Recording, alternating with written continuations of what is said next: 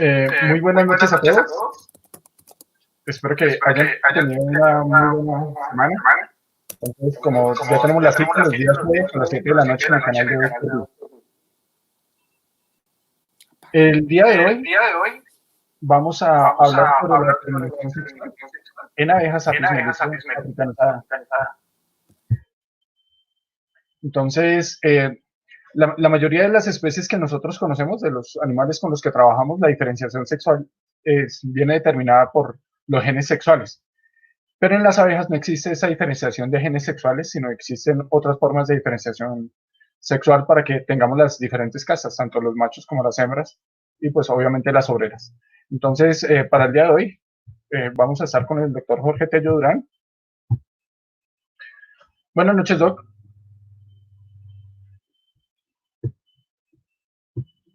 Falta activar el micrófono, profe. Sí, buenas noches a todos. Un gusto. Gracias, Giovanni, por la presentación. Un gusto tenerlos acá. Vamos a hablar de un tema que es un poquito olvidado, que es el tema de cómo es la determinación sexual en las abejas, en este caso abejas africanizadas. Porque es un tema que como que no se trata, no se entiende, y hoy trataremos de explicar pues esas dos grandes formas de determinación sexual en las abejas, que es bien diferente a la determinación sexual por ejemplo, nosotros los mamíferos, donde hay cromosomas sexuales, los machos somos XY, las hembras son XX, y entonces los machos producen espermatozoides la mitad X y la mitad Y, las mujeres producen, todos sus óvulos son X, los normales, y en la fecundación, si un espermatozoide X fecunda un óvulo X, pues da una niña.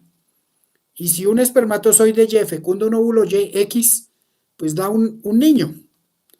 Y esa es la determinación sexual con algunas variantes donde, por ejemplo, en las gallinas, en que la gallina es la que determina el sexo, en el caso de los mamíferos, nosotros, el que determina el sexo es el macho. Eso es una cosa especial, diferente a lo que se va a tratar hoy en abejas. Entonces yo creo que podemos arrancar con la presentación. Vamos a situar en la pantalla la presentación como tal. Entonces no sé, Giovanni, si se esté viendo ahí. ¿Aló, Giovanni? No sé si se esté viendo ahí ya la imagen. ¿Aló, Giovanni?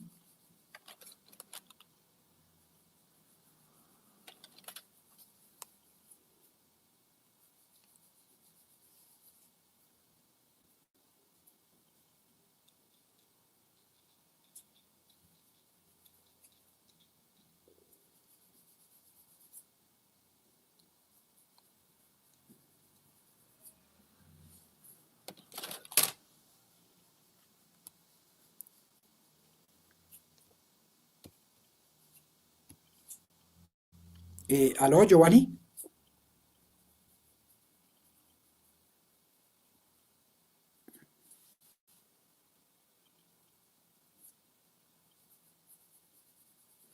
Giovanni, no sé si se ve la presentación allá. No estuve seguro. ¿Aló? Se le desconectó, profe. ¿Se desconectó? A ver, aquí compartir pantalla. Estoy haciendo lo mismo de todas las veces. ¿Sí?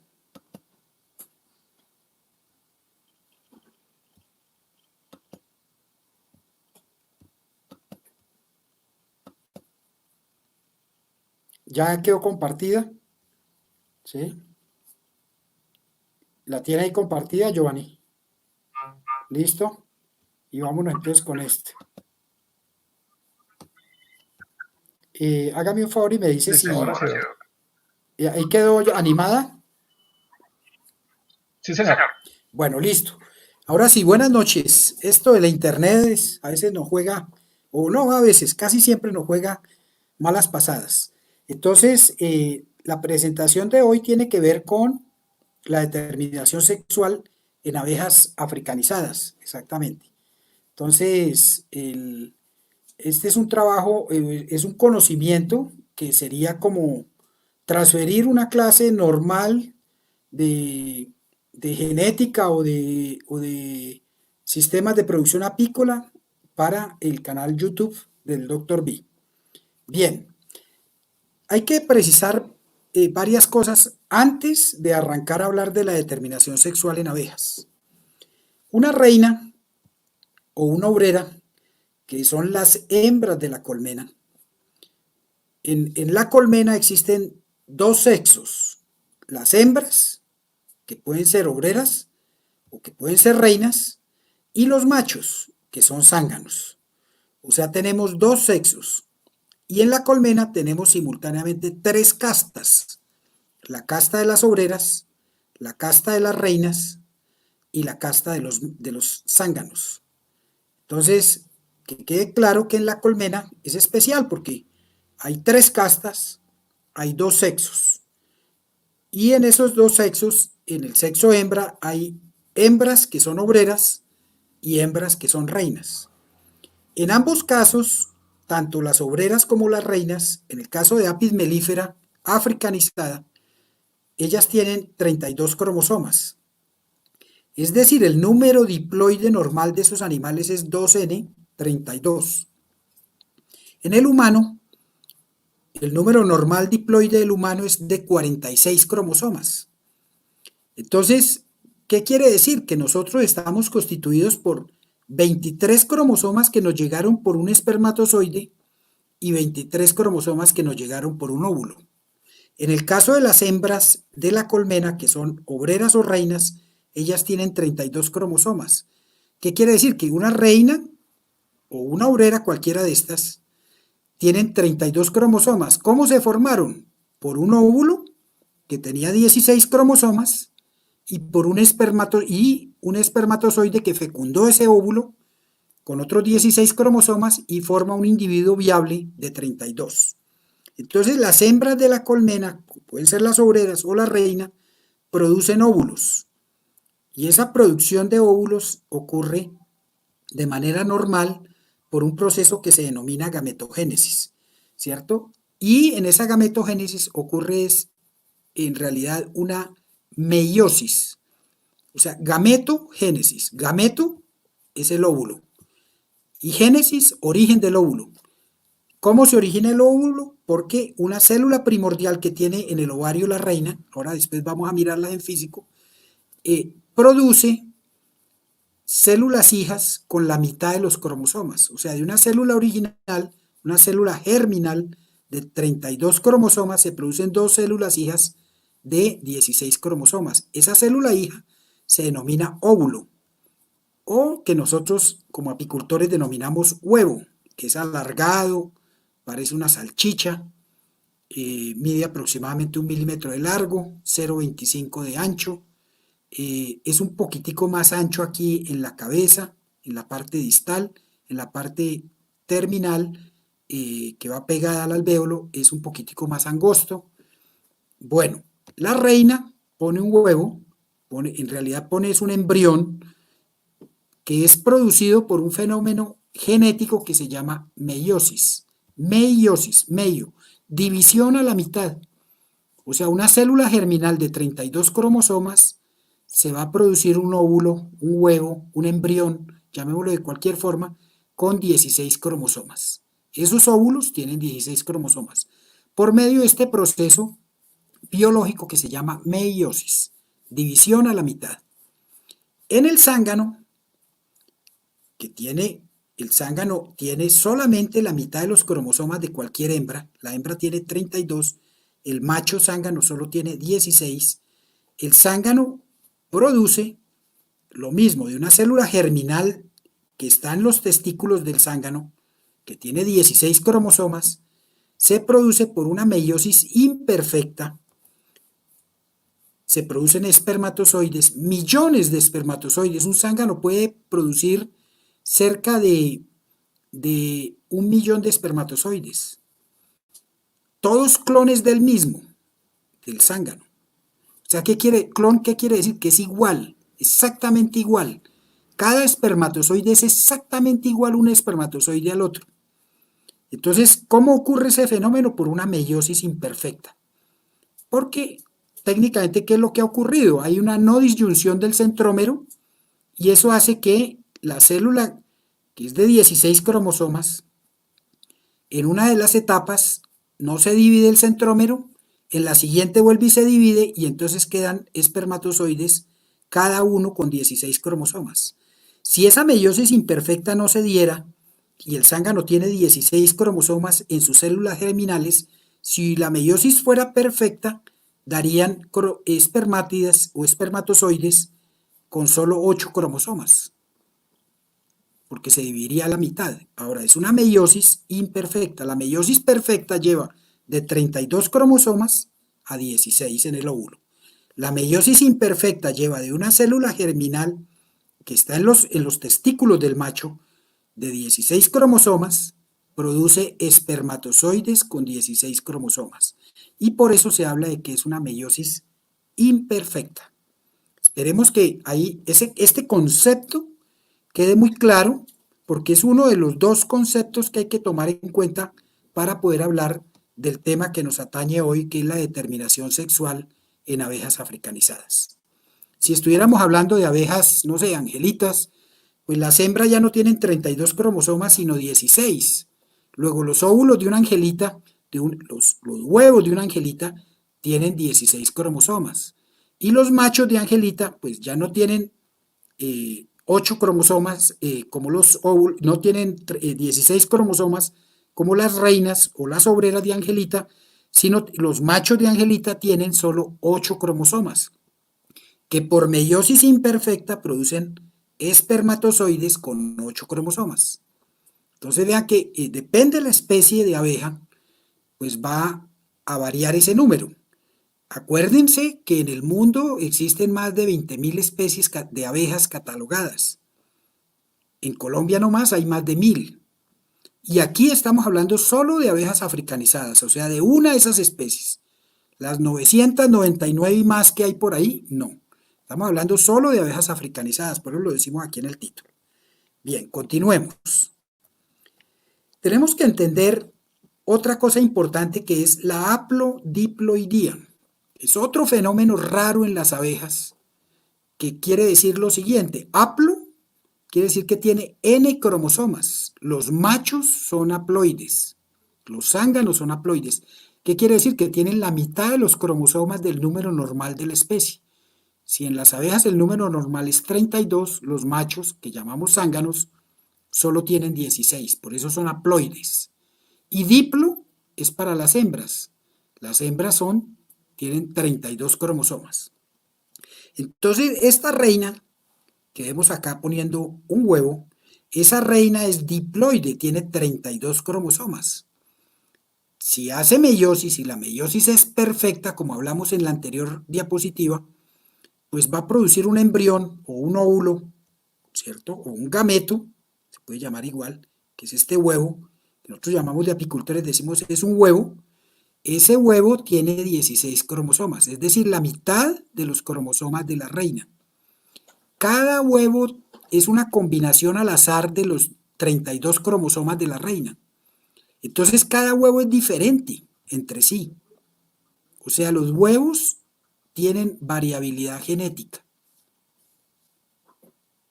En los espermatozoides que produce un zángano no hay variabilidad genética. Los espermatozoides son idénticos uno del otro. Ese concepto debe tenerse muy claro porque el millón de espermatozoides que da un zángano, cada espermatozoide es idéntico al otro. Es decir, todos son iguales, exactamente iguales. No hay segregación. Y ese es un fenómeno genético raro, porque los espermatozoides de cualquier mamífero, así como los óvulos en las hembras, todos son diferentes. No hay dos óvulos iguales en cuanto a la composición genética de cromosomas y de genes. En los machos mamíferos, todos los espermatozoides son diferentes. ¿Por qué? Porque hay segregación, hay meiosis perfecta. En los zánganos, que no hay meiosis perfecta, sino hay una meiosis imperfecta, los espermatozoides todos son clones de sí mismos, clones del zángano que lo origina. Pero continuemos aquí que nuestra reina tiene 32 cromosomas, pone un huevo con 16 cromosomas. Estamos en el siglo XXI y todavía no se sabe por qué la reina sabe, si es instintivo o qué es lo que pasa, pero ella sabe poner huevos fertilizados, es decir, huevos a los cuales les llega un espermatozoide y lo fecunda en alvéolos pequeños de 4.90 milímetros de diámetro. Y sabe poner huevos no fertilizados, es decir, sin espermatozoide, huevos haploides, en alvéolos más grandes, de 6,3 milímetros de diámetro. ¿Sí? Entonces, perdón, si el huevo es fertilizado, ¿con quién? Pues con un espermatozoide. En realidad la reina cuando pone el huevo se liberan grupos de hasta 20 espermatozoides y alguno de esos 20 espermatozoides viene y entra aquí por el micrópilo del huevo y lo fecunda. Ese huevo ya viene fertilizado, o sea, es diploide, es 2N, tiene 32 cromosomas. Si a ese huevo se le da mucha jalea real, no al huevo, las abejas no le dan alimentación a los huevos. El huevo va a estar como huevo perfectamente puesto en posición perpendicular el primer día, luego cae a 45 grados, se va acostando el huevo y luego al tercer día queda acostado totalmente. Ahí el huevo va a eclosionar como larva y ahí empieza a ser alimentado. ¿Con qué? Con jalea real. Todos los huevos sufren ese proceso, los huevos que están puestos en alvéolos pequeños y huevos puestos en alvéolos grandes. 3 días duran de huevo. Están paraditos, los pone la reina parados, pegados con un pegamento que tiene en la glándula de Dufault.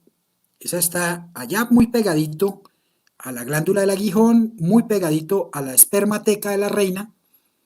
Y esa glándula de Dufault más la glándula mandibular de la reina son las glándulas maestras que mueven todo el individuo colmena. De eso tendremos que hacer un programa para hablar qué son las secreciones de la glándula de Dufault y qué son las secreciones de la glándula mandibular, que es una cantidad de componentes que realizan diferentes acciones y son el cerebro de la colmena, esas dos glándulas que posee la reina. La glándula mandibular, que como su nombre lo dice, está muy cerca a la mandíbula, y la glándula de Dufault, que le estoy diciendo, está muy próxima a la espermateca, muy próxima a la glándula del aguijón.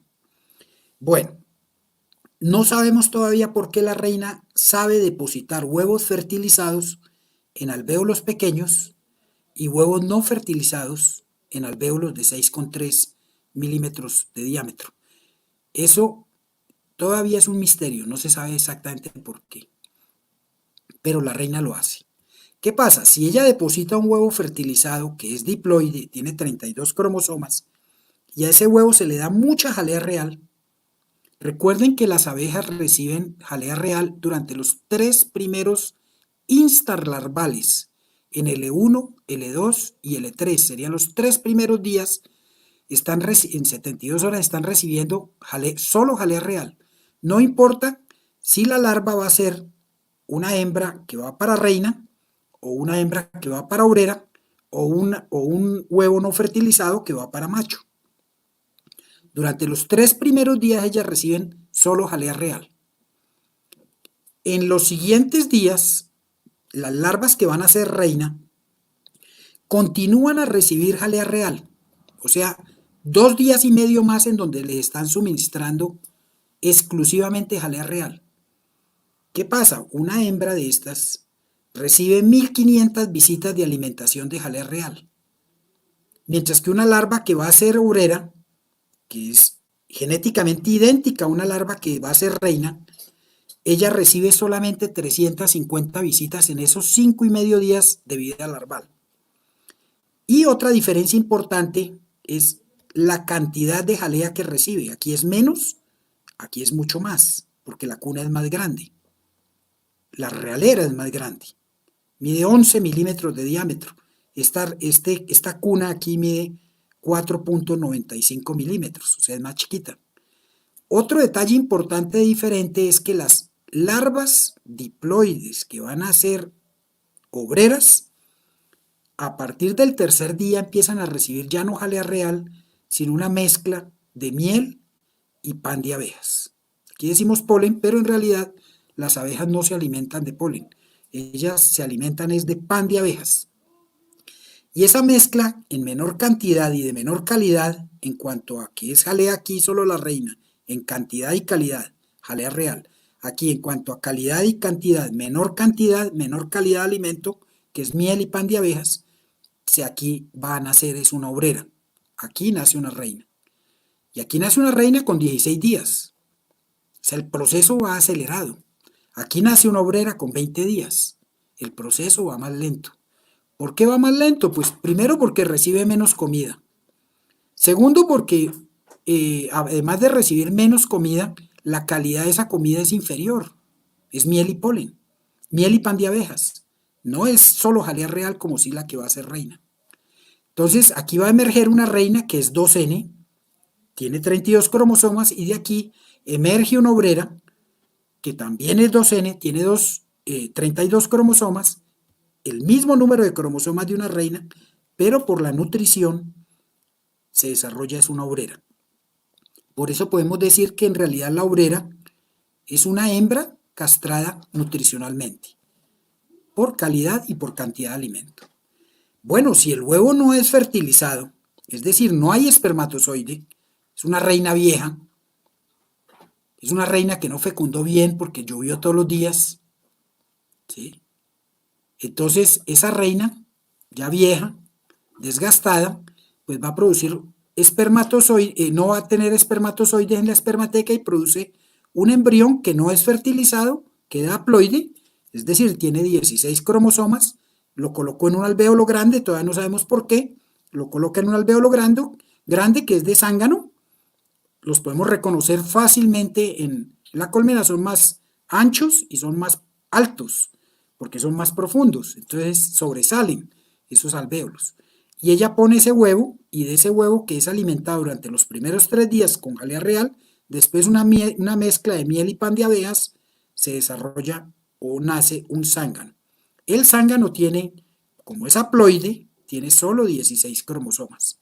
Tiene 16 cromosomas en cada célula del cuerpo, tanto en las células germinales de los testículos, como en una célula del ojo, de la antena, de la pata.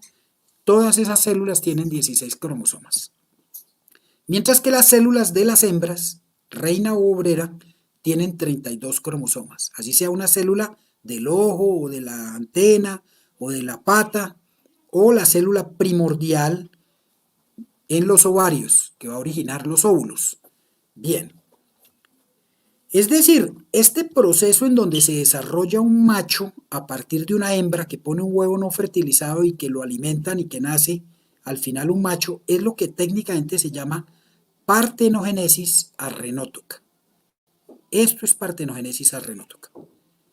Es un tipo de parteno, quiere decir partenón, o sea, hembras. Las diosas del Partenón eran exclusivamente hembras y Génesis es origen. Entonces, hace referencia al origen de un macho sin intervención de macho. Es decir, el macho es solo hijo de la hembra que puso el huevo. Y esta hembra puede ser una reina o puede ser una obrera que ponga un huevo haploide y de ahí se va a desarrollar un macho. Que ese macho, si lo pone una obrera, generalmente lo ponen alvéolos de obrera, entonces son alvéolos más chiquitos, entonces ahí sale un macho, hijo de obrera, que es más chiquito que el macho, hijo de reina, que es puesto en un alvéolo grande. Entonces, pero genéticamente los machos, hijos de obrera, o los machos, hijos de reina, genéticamente son iguales, tienen 16 cromosomas, y producen espermatozoides con 16 cromosomas. La diferencia está en que los machos de obrera, como reciben menos comida, porque son puestos por la obrera en alvéolos de obrera, más chiquitos, pues reciben menos comida, pues crecen y tienen menos espacio, pues crecen más chiquitos. Los zánganos de obrera generalmente son más chiquitos, tienen menos espermatozoides, pero esos espermatozoides tienen una motilidad y una vitalidad exactamente igual como si fuera un macho, el espermatozoide de un macho hijo de reina. Entonces, no hay diferencia entre los dos tipos de espermatozoides que provengan de un macho hijo de obrera, de un huevo que ponga una obrera y que se desarrolle un macho, o que venga de un huevo puesto por una reina y que se desarrolle un macho. Este proceso del origen de un macho a partir de una hembra sin intervención de macho se denomina técnicamente partenogénesis arrenótoca. Son conceptos que tenemos que tener muy claros para entender lo que viene. Cómo es la determinación sexual en las abejas y cómo son las relaciones genéticas dentro de una colmena para entender el comportamiento, porque la genética tiene que ver con el comportamiento. Los zánganos pues son haploides con 16 cromosomas y por meiosis imperfecta producen espermatozoides con 16 cromosomas. Las reinas, llámese obrera o reina, las hembras, llámese obrera o llámese reina, son diploides con 32 cromosomas. Bueno, la determinación sexual en abejas tiene dos variantes. Una es la ploidiploidía, y es eso que acabamos de hablar. Es que los machos son haploides, tienen 16 cromosomas, no hay espermatozoide, los zánganos son hijos de la reina o de la obrera que los puso, no tienen papá, solo tienen mamá. Y hay otro mecanismo de determinación sexual en abejas que se llama efecto de un gen único. Lo vamos a ver al final, por eso lo marcamos ahí en verde. Es otra manera de determinación sexual en abejas. Bien, la ploidiploidía pues la exhiben grupos de individuos, por ejemplo los himenópteros, los ácaros, arañas, isópteros, estos son las termitas, ¿sí? Y estos son pues animales que tienen cefalotórax y cabeza, cefalotórax y abdomen, los ácaros y las arañas. Y los insectos, dentro de los insectos, los himenópteros exhiben eso, y dentro de las termitas, los isópteros, exhiben esto de la ploidiploidía. Digamos, la barroa es un ácaro y exhibe aplodiploidía, o sea que la barroa hembra tiene 14 cromosomas y el hijo de esa hembra, tiene solo 7. Y también hace meiosis imperfecta y los espermatozoides del barroa macho tienen solo 7 cromosomas. Y él copula a sus hermanas que producen óvulos con 7 cromosomas. Entonces, si la logra fecundar, produce hembras con 14 cromosomas. Eso en el caso de la barroa destructor, que es la que tenemos nosotros. Entonces vean cómo este ejemplo de la ploidiploidía no es único de las abejas. También hay otros animales muy relacionados con nosotros, por ejemplo los ácaros, en este caso la barroa, que presentan este tipo de determinación sexual. Habrá otros ácaros que van a llegar, ¿no? Tenemos, por ejemplo, el Tropidlaps clareae, que sería el ácaro de las tráqueas, que con tanta importación de reinas que estamos haciendo de manera tan indiscriminada, en los bolsillos, sin cuarentena ni demás, pues llegará aquí a Colombia. Eso la tengo muy clara, porque así ocurrió con la barroa y así ha ocurrido con todas las plagas y enfermedades que ya tenemos aquí en Colombia, por importación indiscriminada de reinas de países que tienen los problemas. Las estamos trayendo solo pensando en que traer animales mansos es la solución. Resulta que traemos animales mansos, pero también llenos de enfermedades. Que ese es un problema de irresponsabilidad. De irresponsabilidad puede ser dejándole irresponsabilidad o irresponsabilidad, puede ser de las dos formas, de los propios apicultores que están trayendo reinas de afuera. Dentro de los himenópteros, pues tenemos 3 grupos grandes, ¿sí? Que son las abejas, las hormigas y las avispas. O sea, estos 3 son primas hermanas. Exhiben cosas y comportamientos muy parecidos, en donde hay una hembra fértil y las otras hembras no son fértiles. Hacen las labores, defienden, colectan, cuidan la cría, hacen otras labores. Entonces, ese grupo de himenópteros es común porque esto dice himen, membrana, y teros, ala. Todos los tres, tanto las abejas como las hormigas y las avispas, tienen alas membranosas y eso los caracteriza. Por eso pertenecen a ese orden de los himenópteros. En los himenópteros, y en especial o en particular las abejas, hay un fenómeno que se llama la poliandría de la reina. Es un fenómeno raro, rarísimo diría yo. ¿Qué es eso? Poli, muchos, andría, machos. Muchos machos se cruzan con la reina. Antes se hablaba de 10 machos, luego 20, 30, 70 y el último trabajo, haciéndolo por DNA mitocondrial, o sea, no hay duda del resultado, muestra que las reinas pueden ser copuladas hasta por 100 machos. O sea que la reina es tremendamente poliándrica y es un caso rarísimo. Dense cuenta que un caballo, por ejemplo, puede cruzar a muchas yeguas. Imagínenselo ustedes, esos Mustang en Estados Unidos en libertad, corriendo por esas estepas, por esas llanuras. Un caballo puede tener hasta 30 hembras y las domina, las lleva, las trae, las cuida, las pelea con otros machos. O sea, el macho es poli, tiene poli muchas hembras, ¿sí? En el caso de las aves, y generalmente los machos en casi todas las especies tienen esa peculiaridad de tener, cruzarse, poderse aparear con muchas hembras. En cambio, en sentido contrario, como dijo la reina, que una hembra se pueda aparear con muchos machos es raro, es un fenómeno más raro. Entonces, en las reinas, el caso sí se da. Un macho, ustedes saben que cuando copula la reina, él se muere, porque se le desprende todo el aparato de cópula. Y entonces el animal pues muere casi que inmediatamente, después de la cópula. O sea, es un animal que al copular muere. Eso es altruismo. Es altruismo en grado sumo, que es cuando un individuo da la vida por conservar la especie. Entonces, el altruismo se da en muchas formas. Por ejemplo, que una mamá así no sepa nadar y ve que el niño se cayó al río, él se lanza al salvarlo y bueno, se ahogan los dos, pero el altruismo en ella hace que ella trate de salvar a su niño. Y el altruismo es genético. Si ese niño no es el hijo de ella, sino un sobrino, puede que lo piense en lanzarse, puede que se lance, pero ya lo piensa un poquito más. Y si ese niño no tiene relación genética con ella, sino es, no sé, el hijo de una amiga o alguien, un niño que ella no conoce, no es tan común que ella se lance a rescatarlo, porque el altruismo es genético. El lanzarse a salvar ese hijo es porque es un instinto que tenemos de preservación de nuestros propios genes a través del hijo.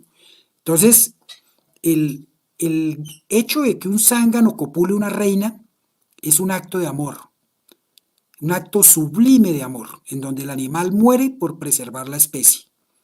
Es un caso bien interesante, por eso yo digo que cuando le dicen a una persona, mire, tan zángano, y resulta que es un vago, la gente no tiene ni idea el daño que le hace a los zánganos, el irrespeto que le hace a los zánganos, decir que esa persona es un zángano.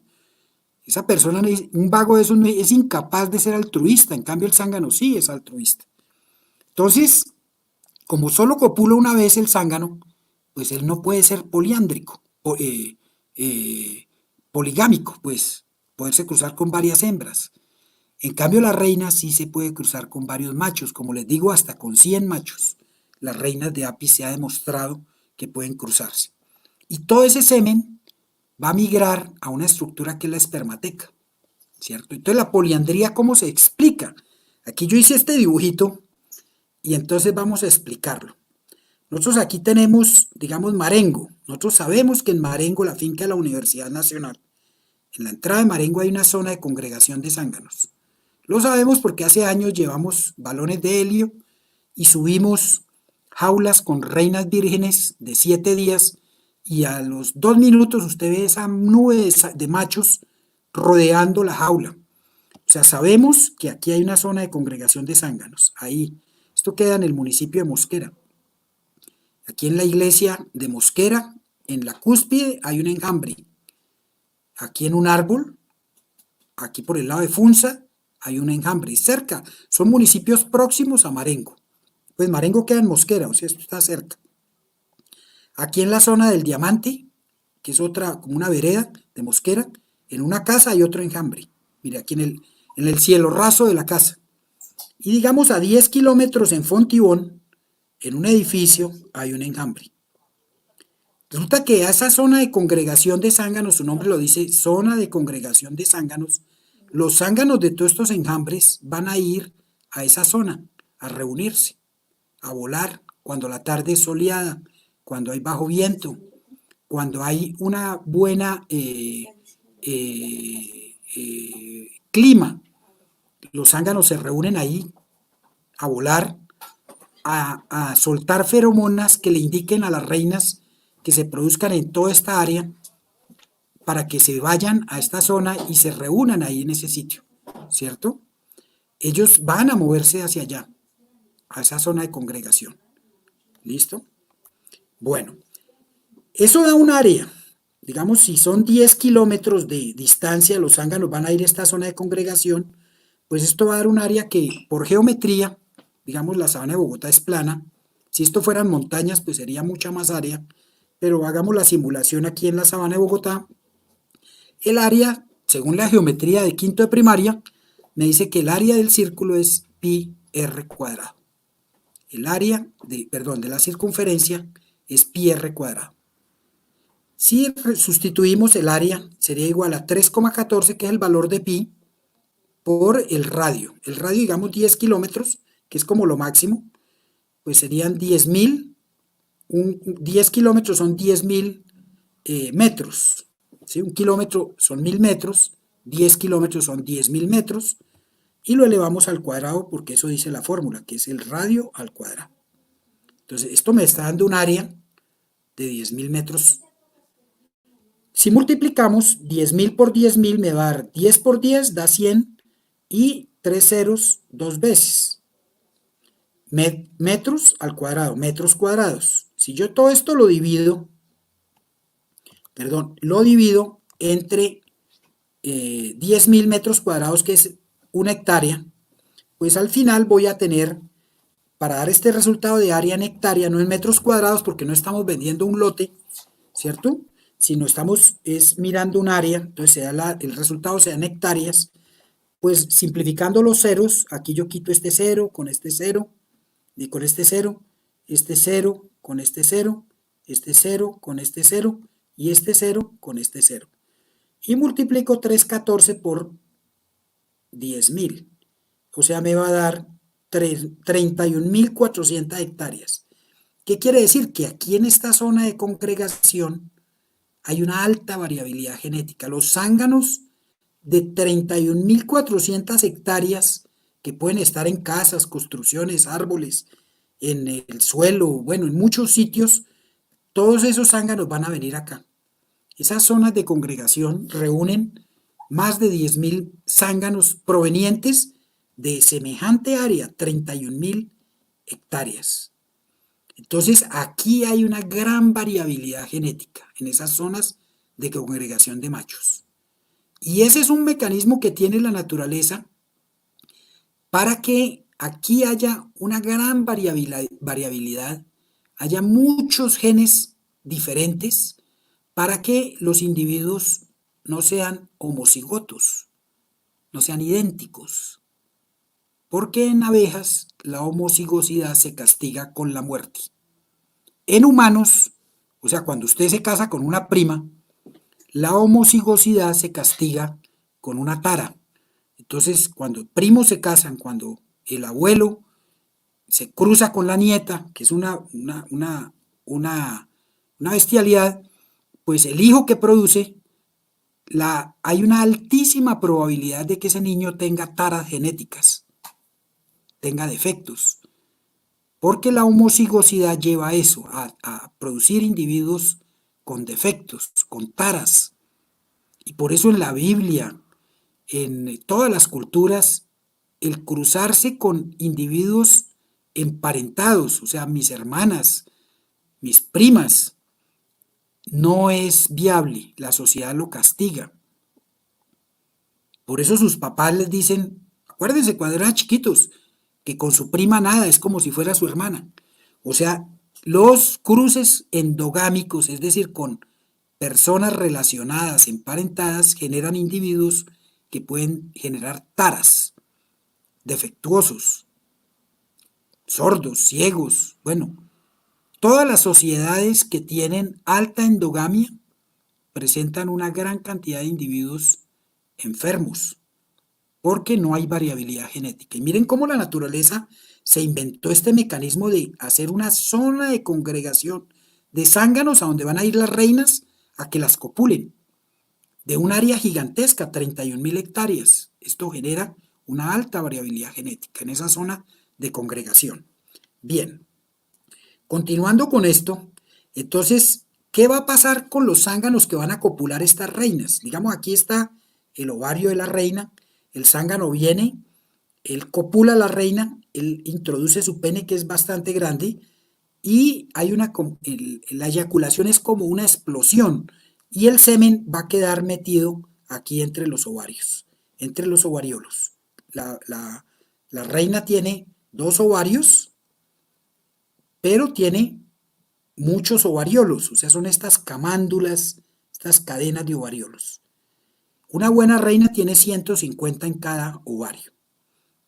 El zángano copula, eyacula, todo ese semen queda metido acá y por quimiotaxia el semen empieza a migrar y se va a meter aquí en este receptáculo que es la espermateca. Y ahí van a mantenerse viables durante años. Si la reina dura 1 año, 2 años, 3 años, los espermatozoides se van a mantener aquí juntos, pero no revueltos. Es decir, los espermatozoides de un zángano, acuérdense que la reina hace hasta 3 vuelos nupciales y el zángano la copula, el pene queda flácido, viene el otro zángano y con la mandíbula retira el pene y la copula él, se muere, viene el otro y así por el estilo. Entonces aquí van a quedar muchos espermatozoides que empiezan a migrar en bloque y llegan a la espermateca y ahí nadan, pero no se juntan los de un zángano con otro. Eso yo lo he visto en el microscopio y eso se ve es como los cardúmenes de pescados que no se tocan y van como nadando en el líquido de la espermateca. Entonces la espermateca eso es un milagro en la naturaleza realmente, que aquí, en este receptáculo, haya una gran cantidad de espermatozoides. Una reina bien fecundada puede tener en torno de 8 o 10 millones de espermatozoides proveniente de hasta 100 zánganos en grupitos como cardúmenes de espermatozoides nadando dentro de la espermateca. Se mantienen vivos porque la espermateca tiene todo un sistema traqueal de nutrición, de suministro de oxígeno bien interesante, ¿cierto? Hoy por hoy se sabe que existen en las abejas 20 alelos sexuales. Las abejas no tienen cromosomas sexuales como nosotros, que tenemos cromosoma X, cromosoma Y, los machos, y las hembras, dos cromosomas X. Y eso hace que sea hembra. Que tenga un cromosoma X y un cromosoma Y hace que sea macho. En las abejas no hay cromosoma sexual. Entonces son alelos sexuales que están en los cromosomas. Hay hasta 20 alelos sexuales. O sea, está el alelo S1, el S2, el S3, el S4, el S5, hasta llegar al alelo S20. El alelo es una forma diferente del gen, ¿cierto? Por decir algo, en las vacas Holstein hay un alelo que determina que la vaca sea blanca con negro. Y otro alelo, que es recesivo, determina que sea blanca con rojo. ¿Qué quiere decir? Que para el alelo de coloring Holstein hay un gen con 2 alelos. En las abejas, el gen sexual tiene 20 alelos sexuales. Es bien variable. Entonces, hay poliandría en la reina. Hay muchos zánganos en la zona de congregación de zánganos y hay 20 alelos. Entonces, dense cuenta que en todo momento la naturaleza está creando.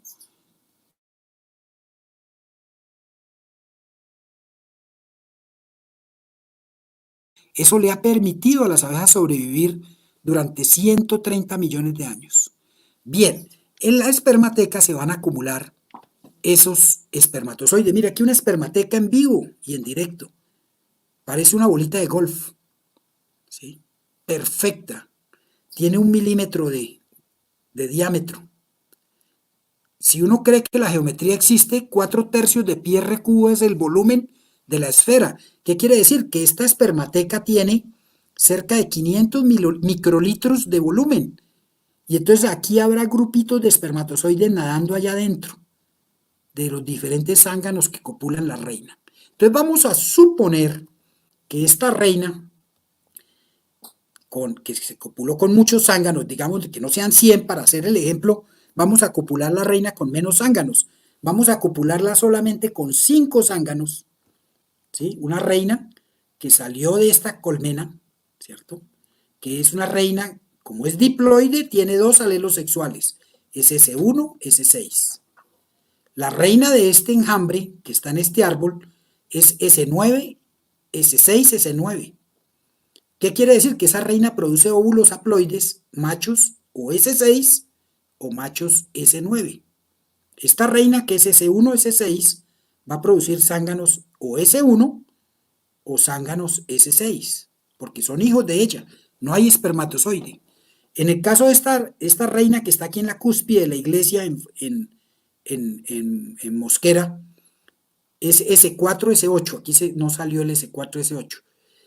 O sea, produce zánganos S4 o zánganos S8. Dense cuenta que S4, S8 hace referencia al locus sexual, al alelo sexual, S1, S2, S3, S4, S8, S20. Esta reina que está aquí en el edificio es una reina S10, S20.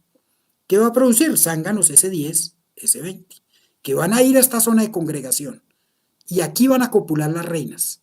¿Qué pasó? Esta reina, que era virgen, que nació de este enjambre, digamos, se hizo vieja la reina, la sustituyeron, ella va a ir a esta zona de congregación, en donde hay miles de zánganos, más de 10.000, provenientes de 31.000 hectáreas. Imagínense la variabilidad genética. Y va a ser copulada, digamos, en este caso dijimos, oye, esta reina, que es S1, S6, ¿por qué reina? Que es una reina diploide, tiene que tener 2 alelos S. Los machos son haploides, o sea, tienen un solo alelo S. En este caso, este macho, este zángano, tiene el alelo S20. Ella fue copulada por machos S1, S6, S4, aquí otro S4, ¿sí? Digamos 2 hermanos, hijos de dónde, de esta S4. Los S8 no lograron copularla, miren, esta simulación, y este S10, que es de aquí, estos S20 no lograron copularla. Entonces hicimos la simulación diciendo que en esa espermateca están acumulados espermatozoides de esa composición genética. Eso es lo que tenemos en la espermateca, miren, ahí guardados. Ellos van a salir y migrar por estos canales, ¿cierto? Para salir y fecundar los óvulos que van a pasar por aquí, por todas estas asas, ¿cierto? Bien. Entonces, ¿qué pasa? Aquí tenemos esta misma reina fecundada, S1, S6, aquí la tenemos, con el semen de esos 5 tipos de zánganos, 5 zánganos. Si la reina es S1, S6 y pone huevos, ella puede poner huevos S1 o huevos S6. Acuérdense que una reina es una máquina de poner huevos. Un huevo pesa aproximadamente 0,12 miligramos y una reina puede poner, digamos, en máxima producción 2.000 huevos al día, o sea, casi su propio peso en huevos. O sea, producirá muchísimos huevos al día. ¿Qué pasa? Si el huevo viene con un espermatozoide, digamos, S4, pues ese huevo ya viene fecundado, será S1, S4. Si recibe mucha jalea real, pues sale una reina. ¿Qué composición genética tendrá esa reina? Pues será S1, S4. Pero si recibe poquita jalea real, de aquí saldrá una obrera. Y nos vamos a ir con la simulación con las obreras. Entonces, esta obrera será S1, S4. ¿Por qué? S1 por el óvulo de la mamá y S4 por el espermatozoide que la mamá tenía en la espermateca. Por eso yo digo que esta reina en este momento fisiológico es una hermafrodita. Tiene sexo femenino y tiene sexo masculino. O sea, en la espermateca tiene el semen acumulado de otros zánganos. O sea, funcionalmente es como si fuera hermafrodita, los dos sexos. Funcionalmente, no quiere decir que las reinas sean hermafroditas. Que quede claro eso. Bien, ¿qué pasa si este óvulo fue fecundado por un semen del zángano S4 y este otro óvulo es fecundado también por un semen, pasémonos a esta, por un semen de zángano, del mismo zángano? ¿Qué quiere decir? Que S4, los dos espermatozoides son S4, son clones, son idénticos entre sí. Las dos obreras serán, si reciben poca comida, serán S1, S4 y S1, S4, ¿cierto? Es decir, tenemos que el parentesco que hay entre estas dos obreras es de 0.75. Es decir, es lo que conocemos como superhermanas. Para aprender a hacer estos cálculos necesitaríamos unas 2 clases. Entonces ustedes van a hacer un acto de fe y van a creerme que la relación genética entre estas dos obreras, hijas de la misma reina, óvulos S1, pero semen del mismo macho que copuló esa reina S4, ellas son S1, S4, pues estas dos hembras son muy similares. La relación genética entre ellas dos es de 0.75. ¿Qué quiere decir? Que 75% de los genes de esta hembra son idénticos a los de esta. Y eso es lo que se conoce como superhermanas. Pero óigase bien, no son hermanas chéveres que se prestan la ropa, ¿sí? No, son superhermanas genéticas, genéticamente parecidas. ¿Y qué pasa? La reina está poniendo esos huevos y está utilizando el semen del mismo macho. Se sabe hoy por hoy que ella utiliza el semen del mismo macho aproximadamente entre 3 y 4 semanas. Y luego utiliza otro semen. 3 a 4 semanas, luego otro semen. Luego otro semen. Luego otro semen. Y vuelve y juega. Ella va utilizando y gastando el semen de diferentes machos. O sea, ¿qué quiere decir? Que cada 3 a 4 semanas el grupo de obreras son hijas de diferentes machos. Son hijas de la misma mamá, de la misma reina, pero hijas de diferente macho. Y esa es la explicación por qué a veces cuando uno va al apiario de la colmena es mansa y usted vuelve semanas después y resulta que son muy defensivas, o lo contrario. Es porque son hijas de diferentes machos. Y son los machos los que están heredando gran parte de la defensividad en las abejas. Bien, sigamos nuestra simulación. Yo tengo que este óvulo fue fecundado por semen del zángano S4, ¿cierto? O en ambos casos con semen igual, o sea, son clones, óvulos diferentes. Puede pasar que el semen con que se fecundó este óvulo es S6. Si nosotros recordamos, los zánganos S1, S6 son hermanos, hijos de la misma reina, que es S1, S6. ¿Qué quiere decir? Estos dos zánganos son parecidos porque son hijos de la misma reina. Producen semen parecido, pero no igual, no clon. Como si todo el semen del zángano S1 es clon del S1 y todo el semen del zángano S2 es clon del S2. Voy a ver que me despisté aquí. Sí, ahora sí. Bueno, entonces, el zángano S1 y S6 son hermanos. Entonces, ¿qué pasa? Este óvulo que es S1 puesto por la reina, produce un óvulo S1 que es fecundado con semen S1, me va a producir con poquita comida, una obrera, que será S1, S6. Si este semen es utilizado espéreme, yo me vine para, no, fue aquí, S6, S9, espéreme, devuelvo, S6, S9, S6, S9, zánganos de acá, de esta otra colmena, ¿sí? Hermanos, yo me vine para acá, pero no es acá, S6, S9, hijos de esta colmena que está ubicada en un enjambre en un árbol. Si la reina es S6, S9, produce la mitad de los zánganos S6, la mitad de los zánganos S9. O sea, los zánganos son hermanos, hijos de la misma mamá. Entonces, ¿qué pasa con la relación genética de esos zánganos? Miremoslo aquí. El huevo es S1, ¿cierto? El huevo, puede ser S6. Este huevo es también de la mamá. Mire, ella produce huevos S1 y S6.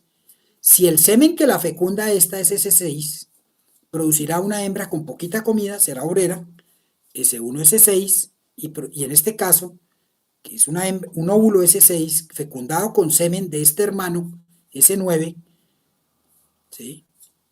Con poquita alimentación producirá una obrera S6, S9.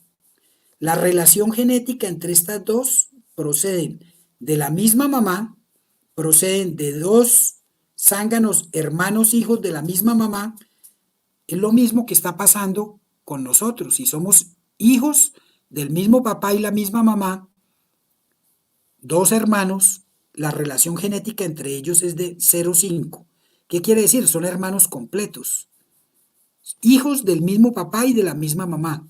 La relación genética es 0,5.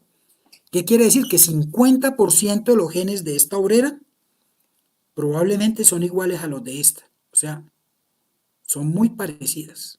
Pero puede ocurrir, también es una tercera posibilidad, de que este óvulo S6 sea fecundado con semen de un zángano S8, es decir, de otra colmena que no tiene ninguna relación con la anterior.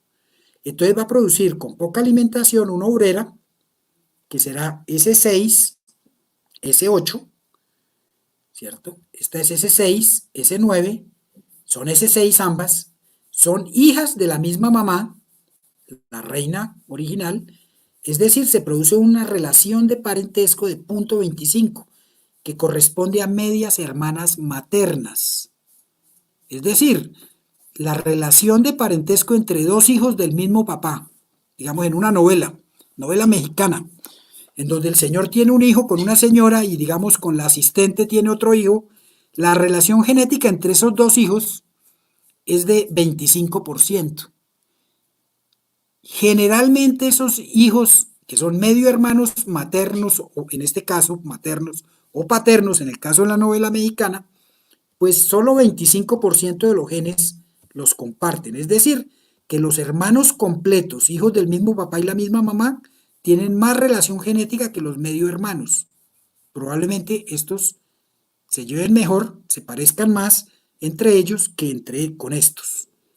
Entonces dense cuenta que en la colmena, en realidad lo que tenemos en la colmena son grupos de abejas obreras súper hermanas con comportamientos muy parecidos, grupos de hermanas completas y grupos de medias hermanas maternas.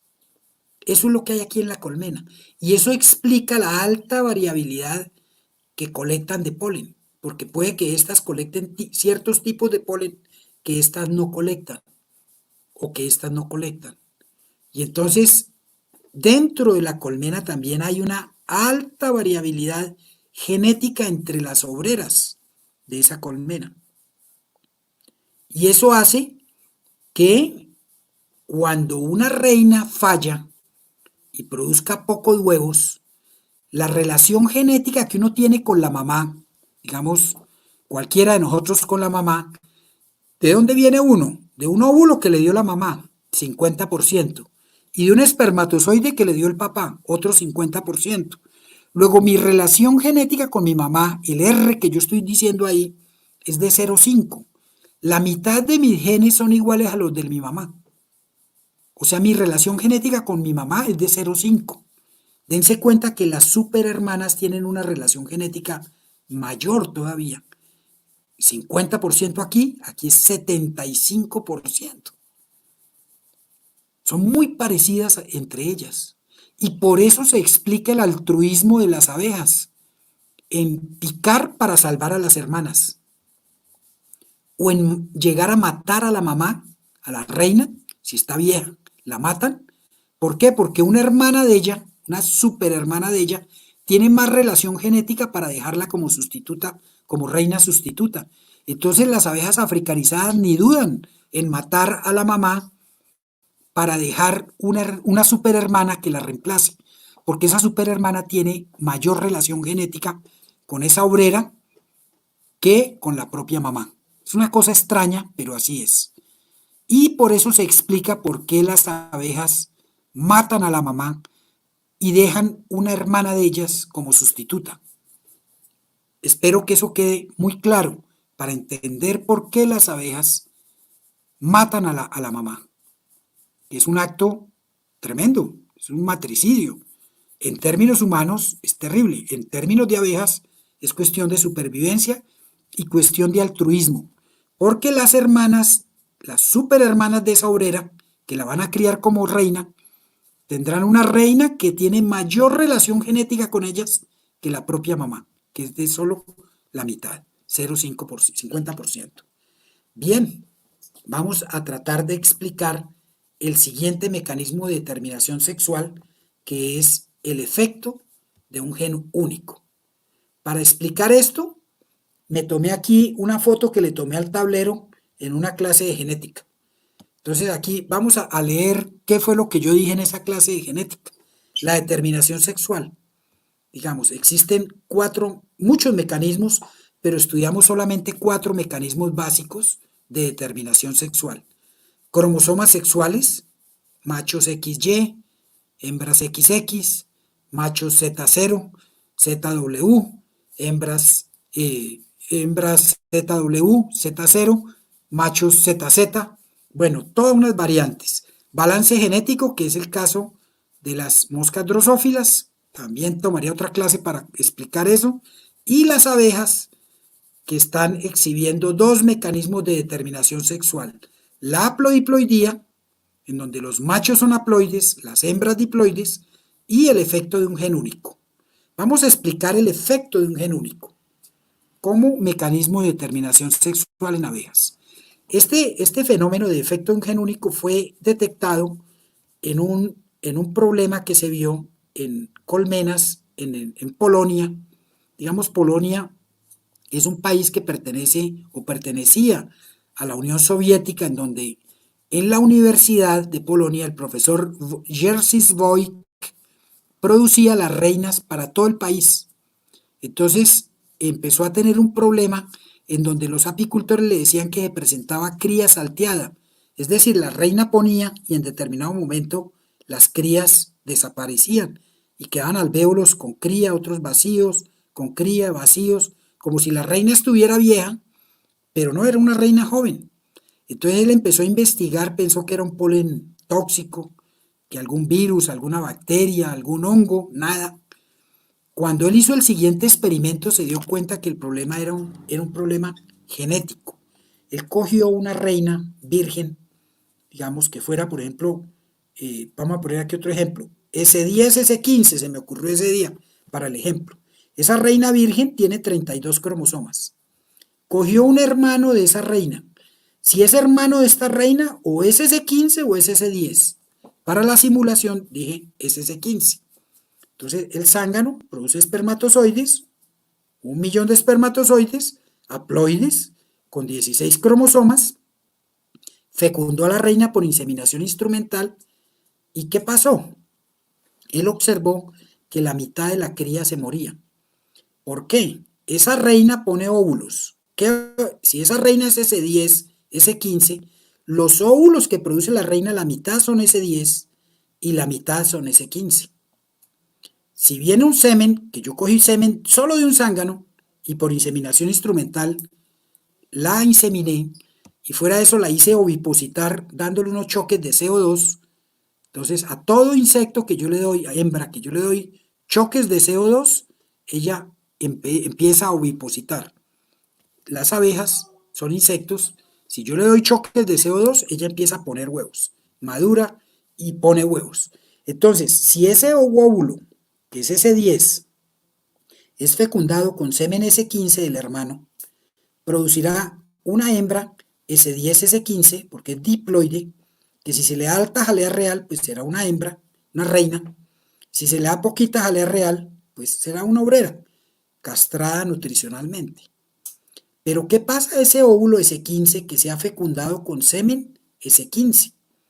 Se va a producir un individuo homocigótico. Homo quiere decir igual. S15, S15. Es homocigótico en el locus sexual. En la naturaleza, estos individuos, las abejas lo que hacen es comérselos. Porque en el momento en que él empieza a producir la seda para tejer el capullo, esa seda es azucarada. Entonces miren cómo la naturaleza inventa un mecanismo para matar a ese individuo que es homocigótico, que es igual. Es ese 15 por el cruzamiento que hice de esta reina con su hermano. La mitad de la cría se me está muriendo.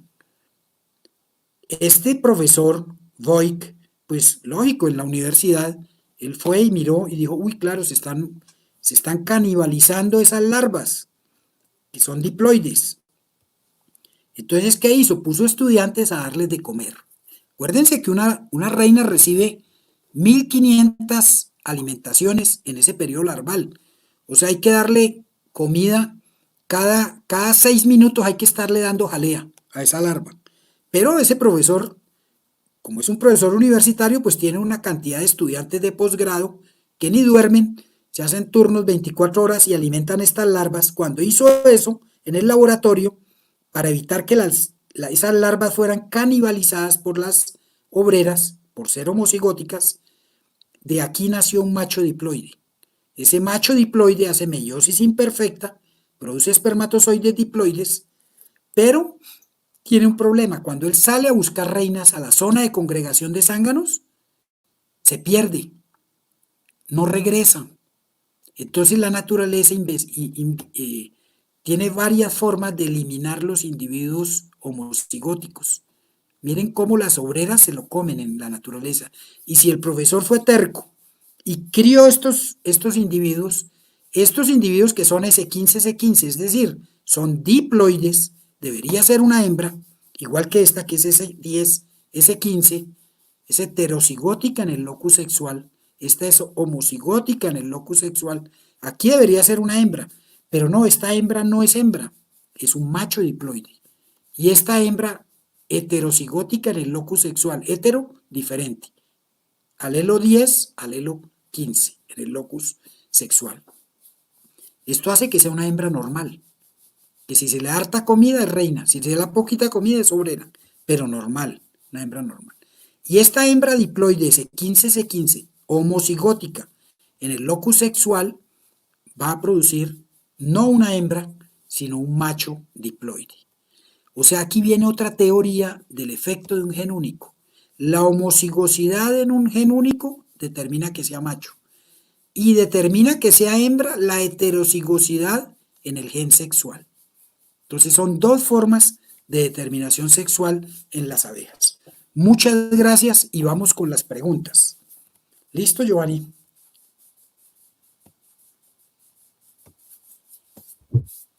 Listo, muchas gracias, profesor. Sí. Entonces, como siempre, es un tema bastante. Entonces, vamos a Listo. iniciar.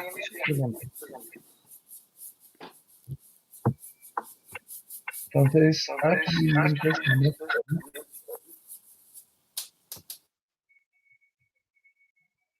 creo que se me perdieron las primeras.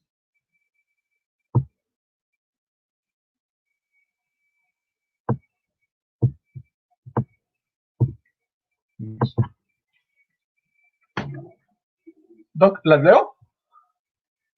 Entonces, profesor, al dividir las colmenas de una colmena fuerte, ¿cómo se genera la nueva reina en la colmena que quedó huérfana?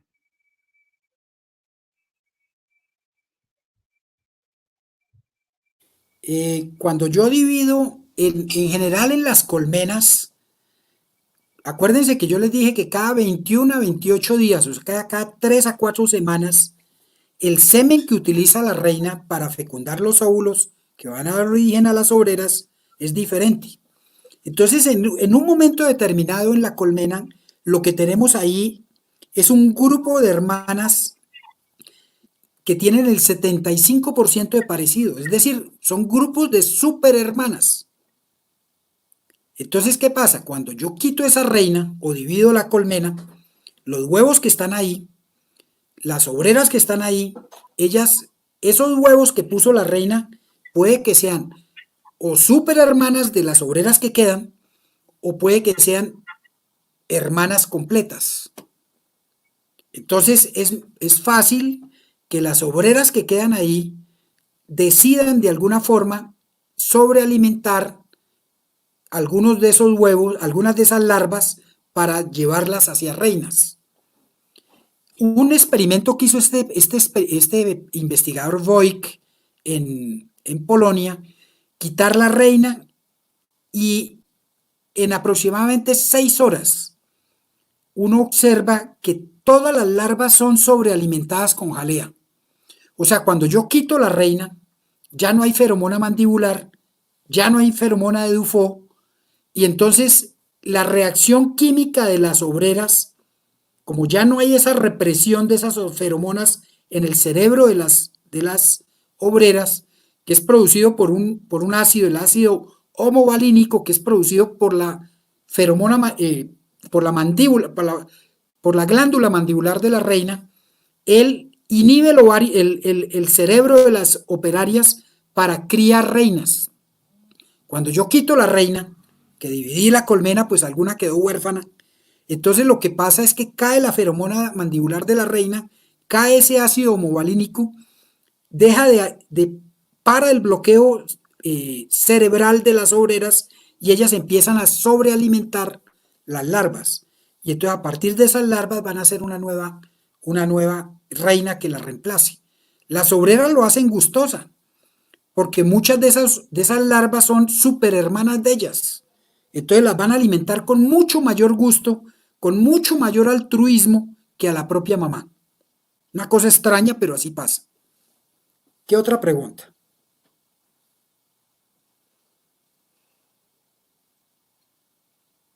Bueno, ¿cómo sabe la reina que fue fertilizado? Sí, hay muchas teorías y hasta ahora no se ponen de acuerdo los autores, ¿cierto? ¿En qué momento se fertiliza el huevo? El huevo cuando va migrando, ese es otro tema que podemos dar la próxima sesión. El huevo va migrando y hay una S, una constricción. El huevo tiene una forma de salchicha, ¿sí? Y en la parte de adelante es un poquitico más gordo, yo dije, más anchito. Y entonces hay una constricción y ahí el espermatozoide va a entrar por una red que tiene en la punta que se llama el micrópilo. Y ahí va a entrar y fecundar el óvulo. Uno de esos 20 que libera la espermateca cada vez que va pasando un óvulo por esa S que tiene ese canal. Y entonces ahí lo fecunda. Entonces una reina vieja pone el óvulo y ya no hay espermatozoide, entonces ese óvulo sale y da origen a un macho. Muchas veces esas reinas ponen huevos de macho en alvéolos de obrera porque ya son hembras que ya están fuera de todo contexto, ya están en declive. ¿Cómo sabe poner huevos de macho en alvéolos grandes y huevos de hembra? Es decir, huevos de macho no fertilizados, con solo 16 cromosomas, hijos solo de la mamá, de la reina que lo pone, en alvéolos chiquitos, en alvéolos grandes o huevos fecundados con semen de que tiene la hembra en la espermateca, en alvéolos chiquitos, no se sabe. Es la respuesta. Todavía no se sabe cómo la reina hace para, para saber eso. Poner huevos fertilizados en alvéolos pequeños de 4.95 milímetros, en el caso de la africanizada, y huevos no fertilizados, o sea, haploides, en alvéolos grandes de 6,3 milímetros. No se sabe. Hay preguntas que todavía no se saben, muchas cosas no se saben. ¿Qué otra cosa es? Bueno, y también complementaría eso, que las reinas van a procurar poner una mayor cantidad de semen al final del ciclo productivo. cuando hay suficiente cantidad de comida y se pueden reproducir las colmenas. Entonces, en ese momento también va a aumentar la cantidad de zánganos que van a tener dentro de la colmena. Aquí hay otra pregunta de Rodrigo, de Apicultura Sin Fronteras. Entonces, Rodrigo pregunta que las reinas vírgenes, ¿por qué motivo no logran, por algún motivo que no hayan logrado fecundarse, empiezan a poner huevos? O sea, van a dar origen a zánganos. ¿Tienen la misma cantidad de cromosomas? Sí, los huevos que pone una reina sanganera, que digamos llovió mucho esos días y no pudo salir a fecundarse, o a veces que usted llegue y le pone excluidor a la colmena, entonces muere la reina, nace esa reina y no puede salir a volar, y pues esa reina queda sanganera. Todos los óvulos que ella produce van a dar origen a machos. ¿Por qué? Porque no hay semen. Pero hay excepciones. Entonces, yo dije que el proceso de producir un macho a partir de un huevo sin fecundar se llama partenogénesis arrenótoca. Pero, todo tiene peros, en abejas africanizadas, Apis mellifera scutellata, con abejas europeas, se produce un fenómeno que se llama partenogénesis telítoca. A veces ocurre que una reina, como esa sanganera o una obrera que está poniendo huevos en una colmena sanganera, pone un huevo y por partenogénesis telítoca se puede originar una hembra, no un macho, sino una hembra. Es otro tema que toca trabajar, que toca explicar una sesión para explicar ese tema que es la partenogénesis telítoca, en donde ese huevo no está fertilizado, que debe dar origen a un macho en condiciones normales, en realidad va a producir es una hembra. Y ahí la explicación, el por qué a veces uno tiene colmenas que están sanganeras y cuando usted menos lo piensa, ¡pum!, aparece una reina. Muchas veces llega una reina en un enjambre y se mete, porque la encuentra huérfana. Pero también en abejas africanizadas se sabe que exhiben partenogénesis telítoca, igual que las Apis mellifera capensis, en donde una hembra, que puede ser reina o obrera, pone un huevo sin fecundar, que debe dar origen a un macho, va a originar una hembra. Otro tema, otra cosa bien especial de nuestras abejas, que espero que sea una primicia para muchos contarles eso, que una hembra poniendo un huevo haploide que debe dar origen a un macho, de ese huevo se origina una hembra, que si recibe buena jalea real, se va para reina, o que si recibe poquita jalea real, se va para obrera. Entonces, eso se hace, o eso se logra gracias a ese fenómeno genético, o ese hecho biológico de la partenogénesis telítoca, exhibido también por la Apis mellifera capensis en mayor cantidad. En la escutelata es mucho menor la incidencia. Listo. Diego Padierna de la Sierra Nevada de Santa Marta. Pregunta, Sí, buenas noches. ¿Existe algo especial en las zonas de concentración de zánganos? ¿Condiciones ecológicas? sí. Nosotros que hemos observado, por ejemplo, en esa zona de congregación de zánganos, que está ubicado entre el Sena de Mosquera y la entrada de Marengo en la Universidad Nacional, ahí en el municipio de Mosquera, es que el vuelo de los zánganos es mucho mejor en una zona donde haya menor velocidad de viento, mayor luminosidad, y esa zona tiene unos eucaliptos de 30 metros que dan las condiciones como medioambientales para que esos zánganos se reúnan ahí. Nosotros tenemos detectada esa zona desde hace más de 30 años y ahí está. Espero que no tumben esos árboles, porque seguramente muy buena cantidad de las condiciones medioambientales está formada por ese grupo de árboles gigantescos de eucaliptos.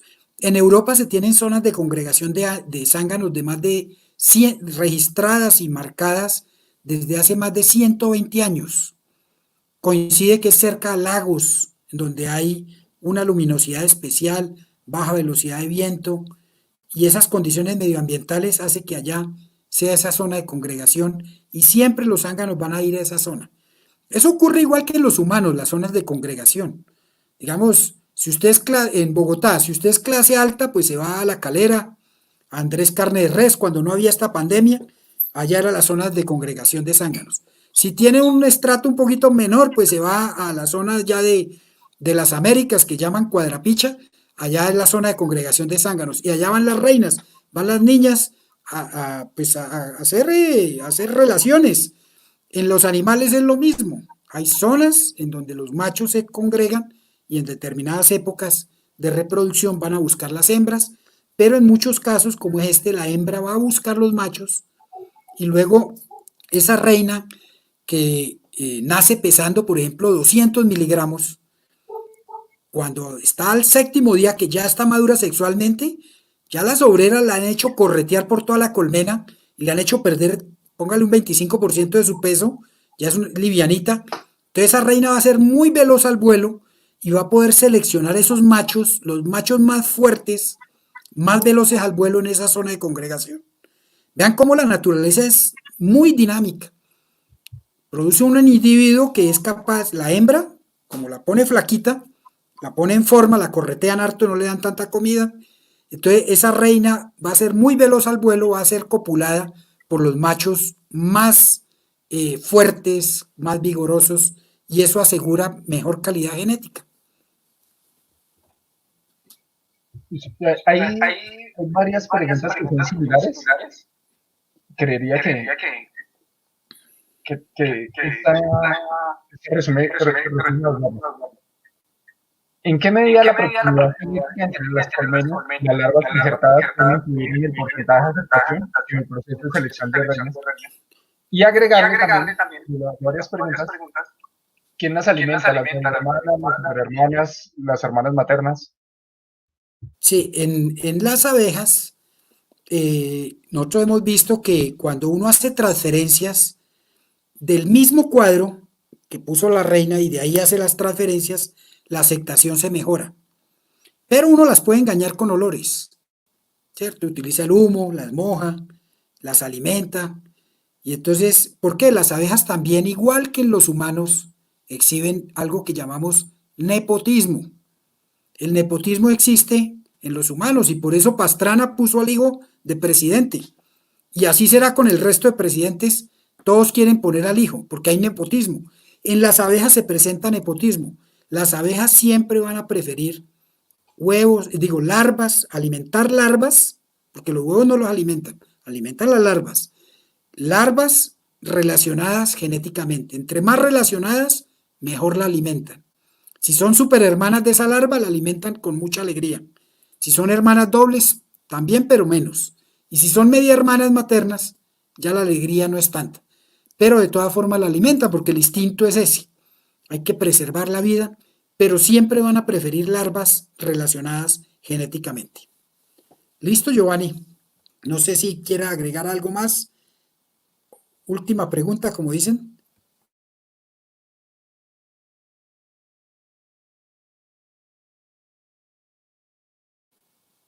Abra el micrófono, Giovanni. Laura Carolina Zapata del Grupo de Apicultura de la Universidad de Antioquia. ¿Cómo garantizar el mejoramiento genético si las reinas salen y se aparean con zánganos de diferentes genéticas? Pues, la única forma de garantizar el 100% de qué cruzo yo, qué macho parea qué hembra, es la inseminación. Digamos en Europa, donde hay una producción de zánganos en cierta época del año, donde hay unos microclimas, microecosistemas, yo puedo llevar grupos de colmenas con zánganos y realmente se logra una fecundación muy controlada. Se puede hacer. Aquí en Colombia yo diría que es imposible hacer fecundación controlada en vuelo natural. Tendremos que usar la inseminación instrumental para garantizar el tipo de zángano con que copula la reina. Pero ese invento de las zonas de congregación de zánganos nos está facilitando el producir reinas que van a dar hijas con una alta variabilidad genética. Eso hace que esa colmena resista mejor al medio ambiente. El híbrido siempre va a resistir mejor al medio ambiente que un animal puro. Y más en estos medio ambientes tan disímiles como hay en Colombia, donde uno Está en Bogotá y a 2 horas ya está en tierra caliente, o sube otro poquito y ya está en un páramo, y entonces eso ya es complicado. Por eso yo digo que trabajar con puros no es tan fácil aquí en Colombia. Es mejor trabajar con los híbridos. Bueno, y esta también que estaba relacionada con que no haya mucha variabilidad genética llevaría a la endogamia. Entonces también vemos en algunos sitios, en islas o en zonas que son muy estrechas o que tienen la misma genética. Entonces podríamos mirar algunos de los casos de algunas islas o algunos sitios que siempre están comprando las mismas hermanas, tienen 300 colmenas y las 300 colmenas son más o menos producto de la misma genética. Entonces también uno empezaría a ver ese tipo de deficiencias. Y lo que ustedes ven con el sitio de congregación de zánganos es que se garantiza de que está llegando genética de muchas características, de mucha variabilidad y que son el zángano es la expresión de adaptación de la colmena al medio. La colmena que se puede adaptar, que pudo crecer en ese medio, pues es la colmena que va a empezar a acumular comida, que va a acumular buenas reservas de alimento y que se va a querer reproducir. En el momento de reproducirse es cuando la reina va a iniciar la postura o una mayor cantidad de zánganos dentro de la colmena, que son los que van a salir a fecundar a la siguiente tanda de reinas. Acuérdense que más o menos la época de la reproducción de las colmenas naturalmente viene después de la época de acumulación de alimento. Acuérdense que todavía ellas tienen esa impronta genética de que van a acumular comida para pasar la peor época y después van a salir las nuevas reinas a empezar a formar las nuevas colmenas. Bueno, entonces... Bueno, Giovanni, yo lo dejo a usted que empezó el programa, termínelo, ¿sí? Gracias. Muchas gracias a todos por la asistencia. Ojalá, pues, muchas de esas, de estos conocimientos en cuanto a lo que es la determinación sexual en abejas haya quedado como una impronta en ustedes, señores apicultores, que entiendan por qué a veces las abejas matan a la mamá y prefieren a la hermana, que es una superhermana, para criarla y dejarla como sustituta, porque en las abejas también hay nepotismo, igual que en el humano. Muchas gracias, Giovanni. Nos vemos. Despida usted el programa entonces. Bueno, muchas gracias a todos. Cordialmente, les invitamos para las siguientes charlas. Entonces, también los invitamos a ver los diferentes canales, por ejemplo, el canal de Apicultura Sin Fronteras, que también estamos emitiendo varios programas. Una de las ventajas de esta tecnología es que todas las clases quedan grabadas. Entonces, ustedes pueden acceder luego en cada uno de los canales. Entonces, quería despedirme. Muchas gracias por todo.